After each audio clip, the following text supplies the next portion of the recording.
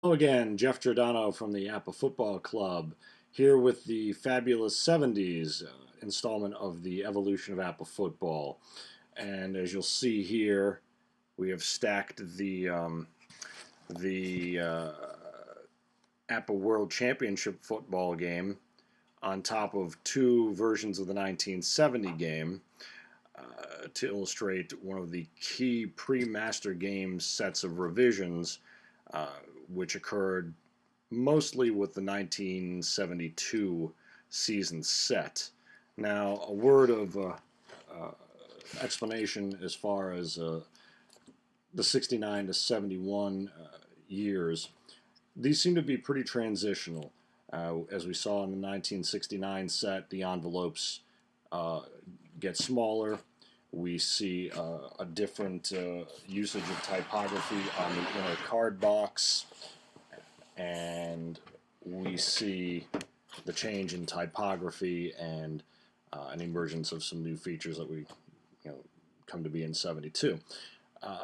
And it seems as though, based on some consensus and evidence that is built through auctions and through Delphi forums, that APPA might have been using whatever stock it had in hand to ship games out. So, for example, with these two 1970 boxes, you'll see that one of these 1970 games, again the 1972 edition, you can see your roster there. It's your basic tried and true thin sheeted paper there.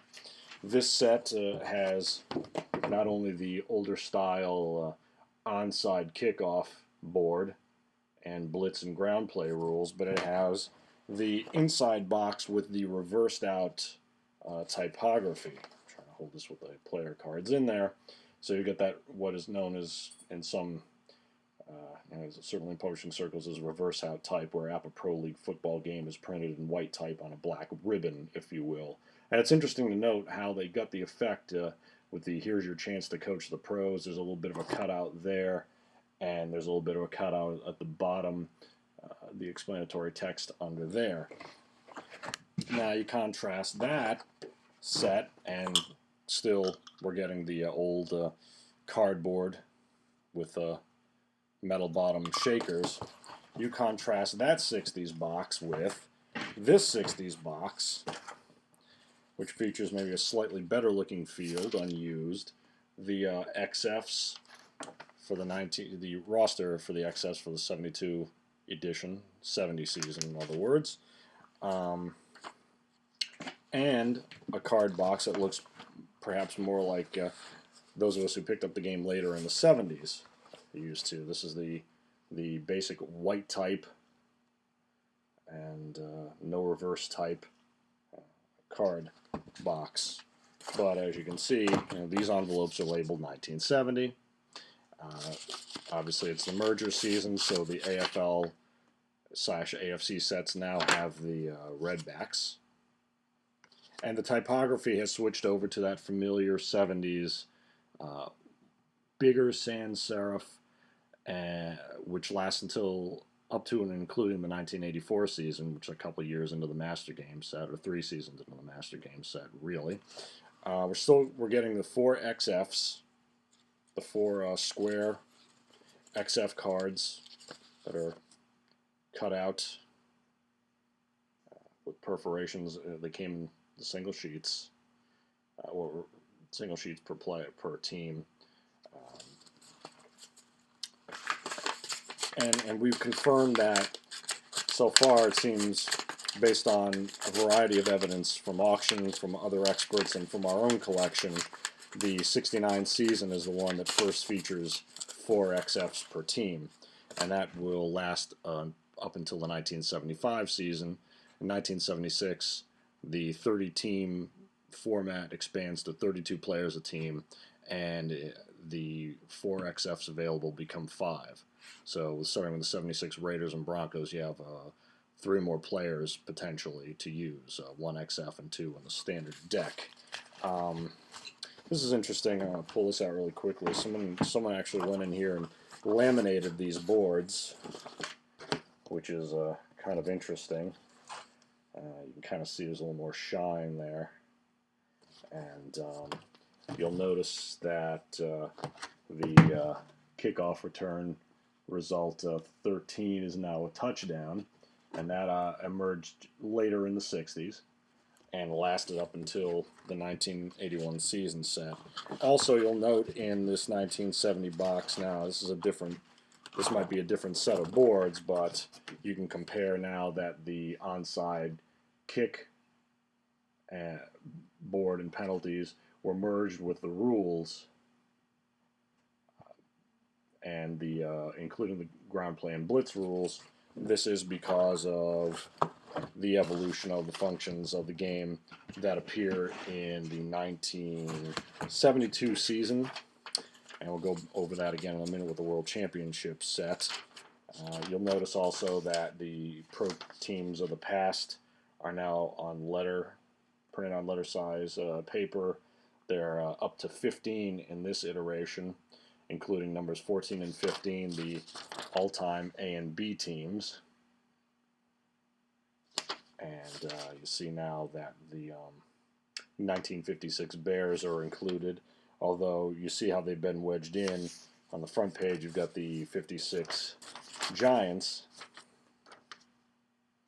and then top of the back page, you go to the Colts of 58, and then the 56 Bears. 56 Bears proved to be a bit elusive, and I'm sorry I didn't purchase those during one of those 70s warehouse sales. So that's some of the. And one further thing to note in terms of the envelopes, Francis Rose had recently sold a set of, I believe, 1972 season, and it was 70 or 72, and he noted that the envelopes were partially short envelope, partially long envelope. We have a 1971 set that we purchased in the mid-'80s from APPA during one of those warehouse sales, which includes some of the old AFL long envelopes for the now AFC teams. So again, playing in an idea that APPA uses whatever stock is available to ship a game box, what boards are available, and part of the importance of that is we're still trying to track down the definitive year of the appearance of the color photo on the outer box, this Colts Vikings image, which by my estimation, seems to appear in the 67 season. I've seen 66 games auctioned with the red and white outer box. One expert has confirmed to us they thought it was the 64 season set. We have a red and white box with the 64 season set, so a lot of this is difficult to trace, barring any official records, and we'll certainly try to pursue those as we can. Of course, now let's go in order here with the World Championship box, and this was kind of the debut of a new set of rules,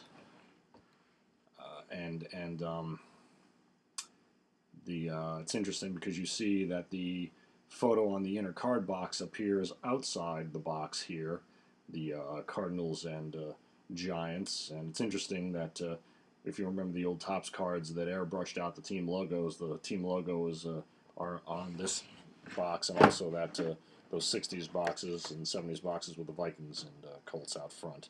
The World Championship box is the same field.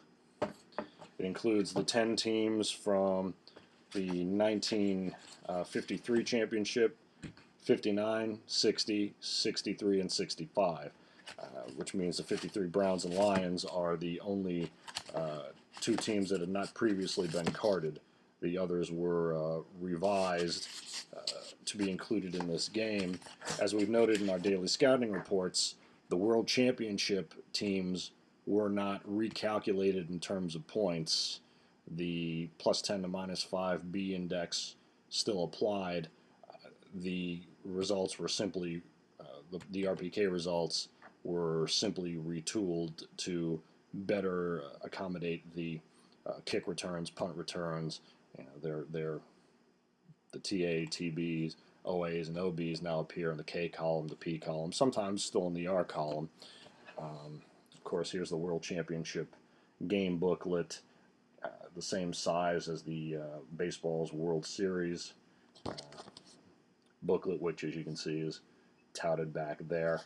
And it's interesting to note, if you read, and we've noted this in separate posts, that if you read the inner cover of this World Championship game, you'll note that APPA touted the actual contemporary season of player cards and noted that they came out around the beginning of August. So, harking back to that timeline, pulling open the box here a bit, and now you see in this version you see a semi-smaller. You see the appearance of the bigger board, the onside kickoff, and onside kickoff penalties joined up with the rules and the blitz and ground play stipulations. You see also the nice little cello kind of paper and the older small dice in there.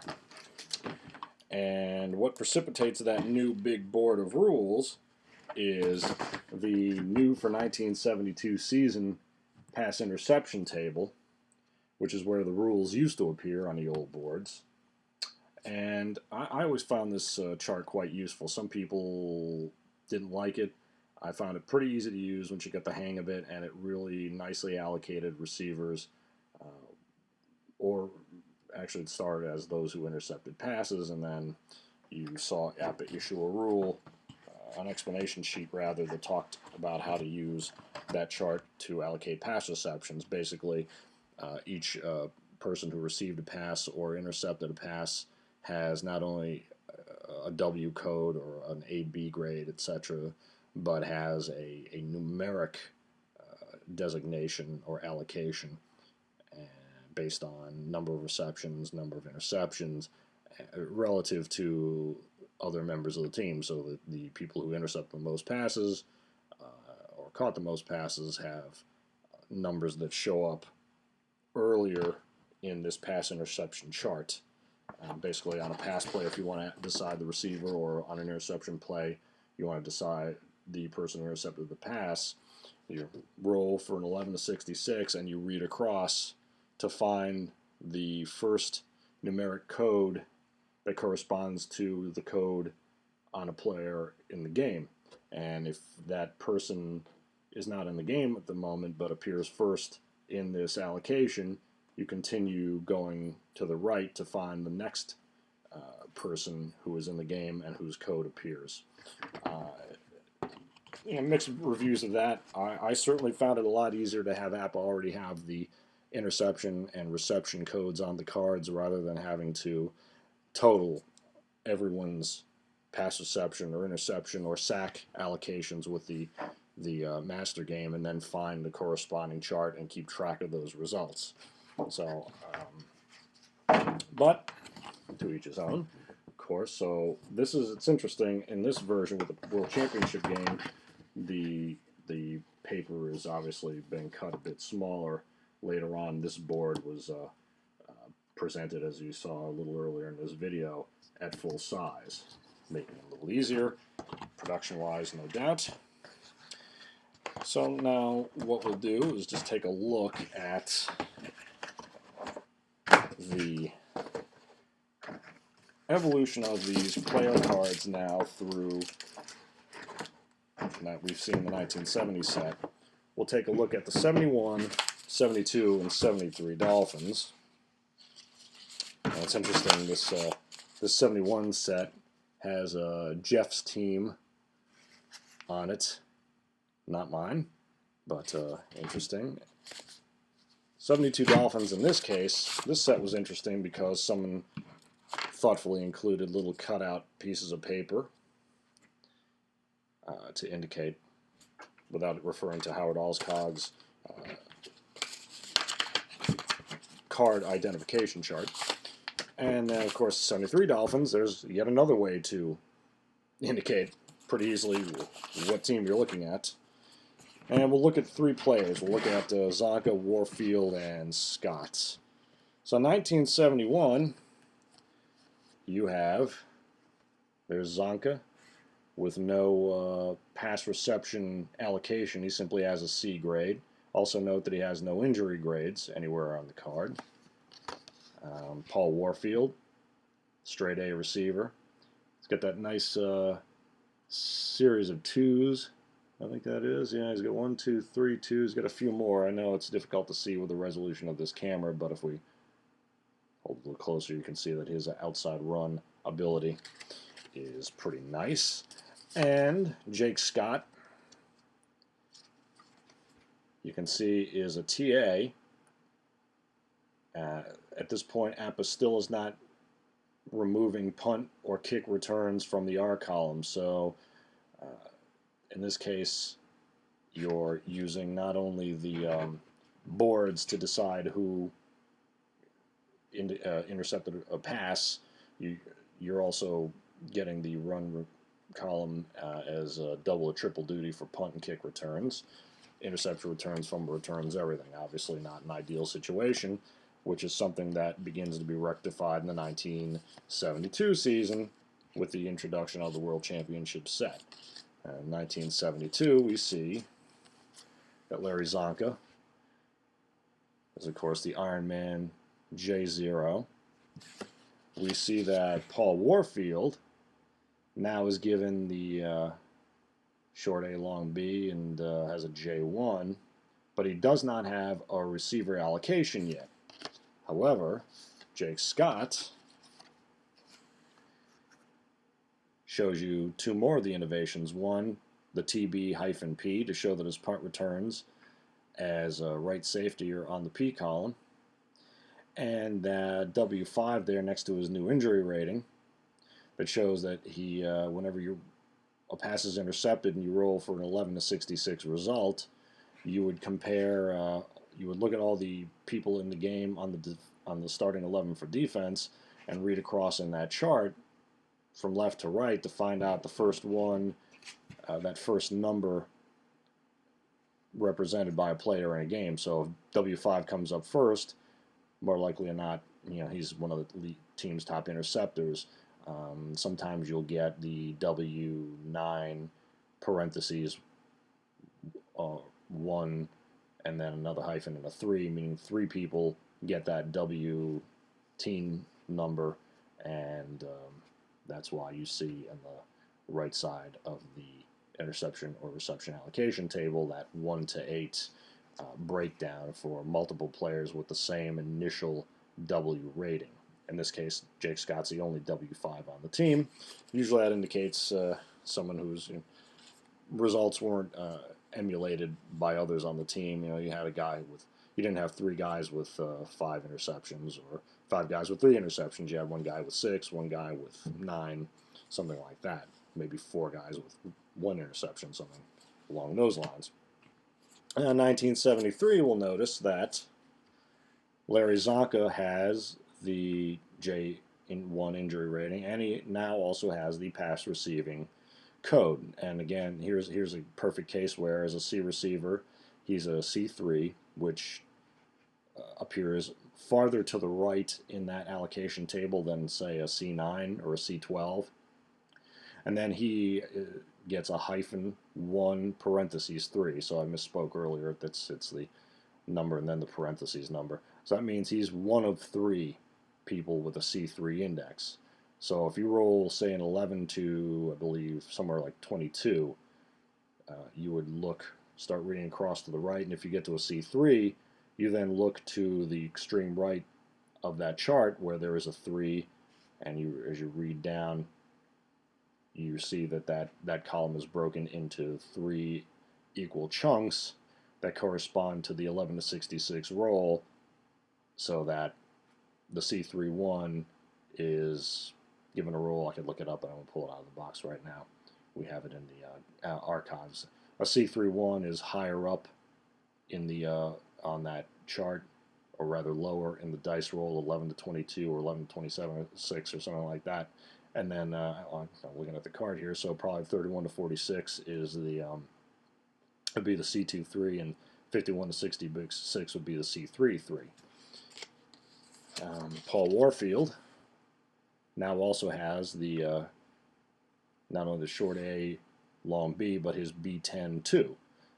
B10 is more often than not going to come before the C3, and ignore the letter grades there, just go by the number. The 10 is going to be coming more to the left of that column than the 3 will. But on occasion, a C3 will appear earlier to the left of that chart. Warfield, again, is one of 2 receivers here. He's a 10-2 of 2. This is the way I would read that, 2 parentheses 2. And so he would be farther down on the chart, say 41 to 66.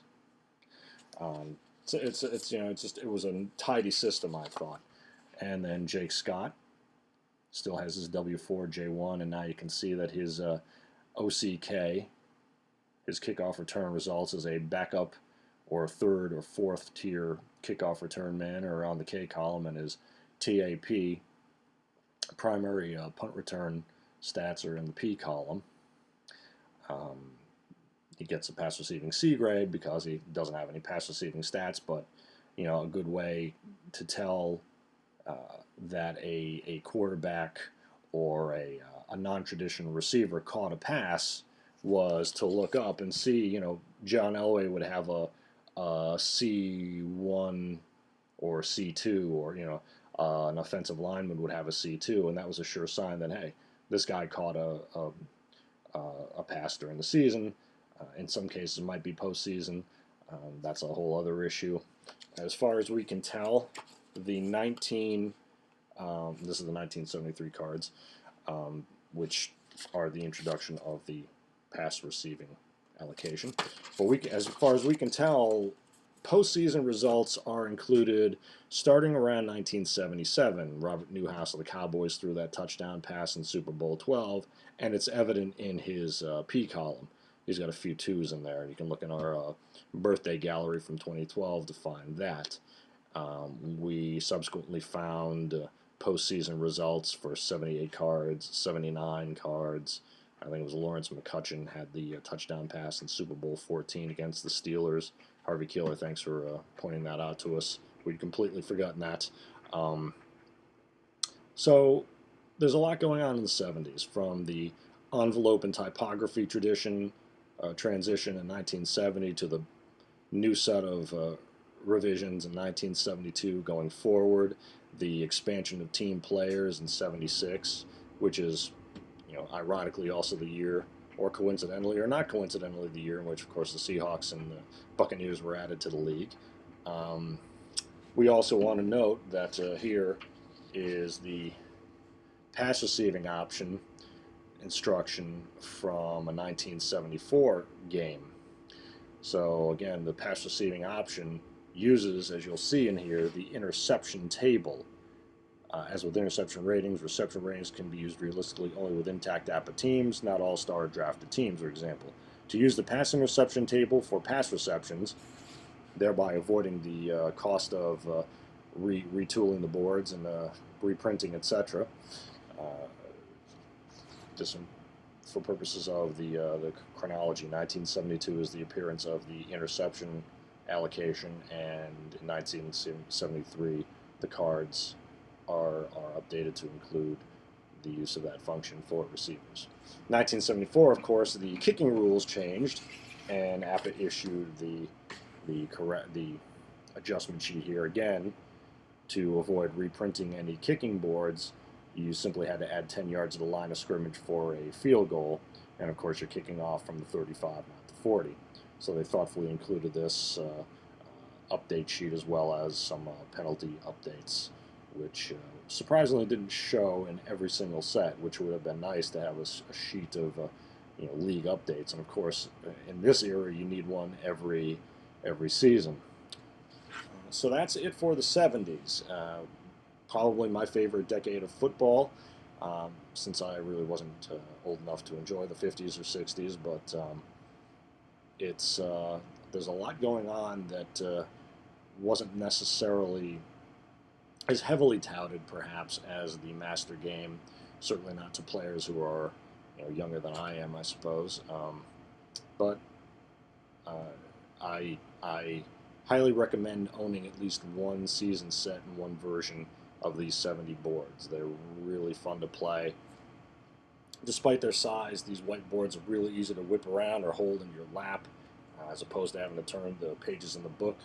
Again, personal preference, but you know, and you get used to what you grow up with. But laminating the boards, identifying your envelopes, lots of good stuff to discover when you're collecting the older sets.